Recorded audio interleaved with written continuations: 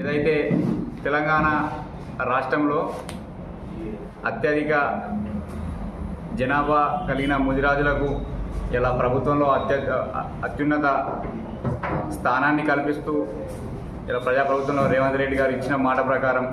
ఏదైతే బహిరంగ సభలో ముదిరాజులకు నేను మంత్రివర్గంలో తీసుకుంటాను ఏదైతే హామీ ఇచ్చిండో ఆ హామీ మేరకు నిన్న మక్తల్ ఎమ్మెల్యే వాకటి శ్రీహరి ముదిరాజు గారిని మంత్రివర్గంలోకి తీసుకొని ఇచ్చిన మాట నిలబెట్టుకున్నందుకు ఇలా రాష్ట్రంలో ఉన్న కాంగ్రెస్ ప్రభుత్వానికి, కాంగ్రెస్ నాయకత్వానికి, అలాగే ముఖ్యమంత్రి రేవంత్ రెడ్డి గారికి, మంత్రివర్గానికి, వారందరికీ సిరిసిల్ల జిల్లా ముదిరాజ్ సంక్షేమ సంఘం పక్షాన విధంగా ధన్యవాదాలు, కృతజ్ఞతలు తెలియజేస్తూ ఉన్నాం. ఇలా ఎందుకంటే ఇవాళ గత ప్రభుత్వాల్లో ఇలా ముదిరాజులు అనేక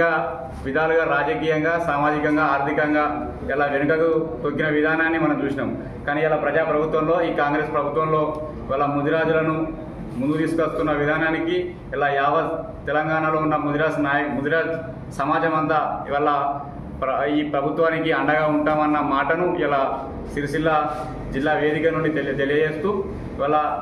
ప్రభుత్వం ఇంకా ముందు కూడా రేపు జరగబోయే స్థానిక సంస్థల ఎన్నికల్లో ఇలా ఎన్నికలు ఇచ్చిన హామీ మేరకు స్థానిక సంస్థలో 42% రిజర్వేషన్ కల్పించడంలో కావచ్చు, ఇవాళ దాన్ని ఇంప్లిమెంట్ చేయడం కోసం వారు చేస్తున్న ప్రయత్నాలకు కూడా మేము కృతజ్ఞతలు తెలియజేస్తూ